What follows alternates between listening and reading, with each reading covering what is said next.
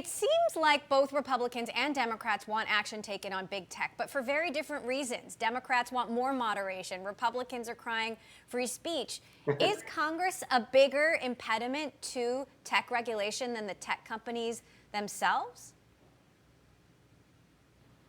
It's a great point. Actually, I think a lot of the tech companies want regulation. They don't want to be making the decisions about what to take down and what to leave up. But you're absolutely right. The Democrats say, well, how can you keep some of that content up on these sites? It's inflaming hate, it's inflaming violence. The conservatives often say, no, no, no, don't take anything down. And so these tech companies are getting mixed signals. What we need to do is put the politics aside, make sure we can have some basic guidelines for what type of content should be removed and what type of regulations could be effective.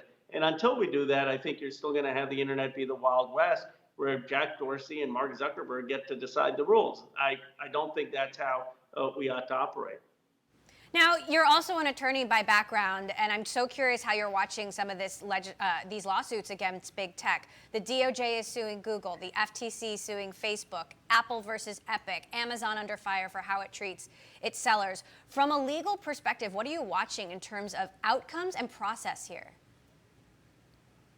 I think what we need to do is have the facts play out. But one of the questions should be, are these platforms open to all sellers, or are they overcharging the price of commissions to be able to sell? Another question is, are they engaged in exclusive agreements with each other that are keeping out a Bing or a Yahoo or a GoGoDuck?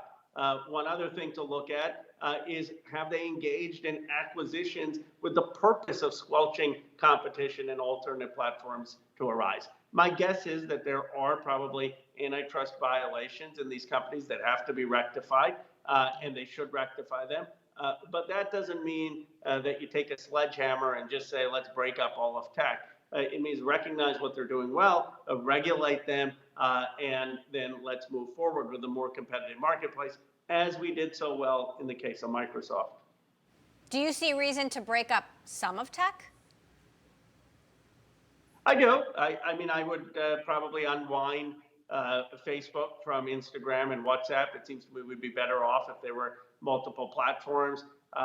So that's an example off the top of my head. I'm sure there are other places where we could unwind things. Of course, it's much harder to unwind than it is to prevent that merger in the first place. So I do think we have to have more scrutiny in these kind of mergers that consolidate tech marketplace. Facebook would argue, how can you unwind a merger that happened a decade ago? What is the legal argument there? Well, it's hard. I mean, that's why I don't think that merger should have been approved in the first place. But the argument is that there really aren't enough robust competitive forums, and that we want to have a competitive forum to social media, and having Instagram and WhatsApp have separate entities would create more of that competition in that space. And there is precedent, as you know, for breaking things up with AT&T, with Standard Oil. It's an extraordinary remedy, but where you don't have any real competition, I think it's worth considering. But Facebook's right. It's much harder to do with it. The data has been interconnected. If you break it up, you have questions of privacy.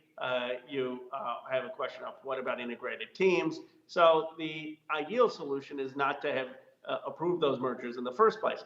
One final nuance on that, that's a tough call, because a lot of times it's not clear when those acquisitions take place that a company is truly going to be a competitor. And that's why these are very contextual and difficult decisions.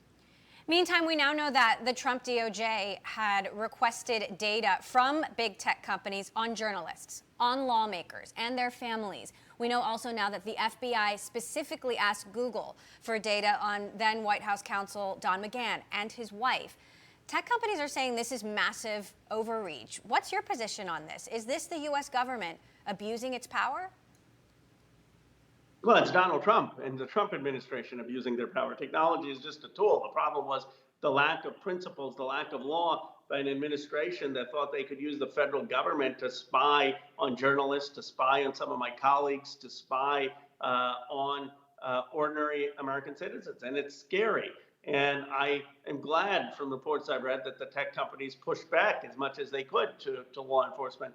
But we can't have tech companies be the bulwark of our freedoms in a democracy. We need laws to do that, and we need to, in Congress, make sure that no president can commit those kind of abuses again that really run at the attack at the heart of our democracy.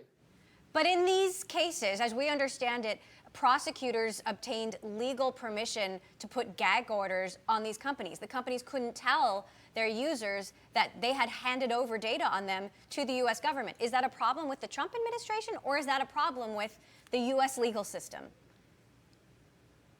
It's a problem with both. The Trump administration abused their authority. I mean, a lot of times prosecutors abuse their discretion, and that's what happened in this case. They never should have sought some of this data. They shouldn't have sought those gag orders. But it's also a problem with the U.S. legal system, and we ought to reform some of those gag order requirements. I mean, obviously, you don't want a company telling a criminal that their data has been subpoenaed if the law enforcement is trying to go after them. But here it was clearly abused.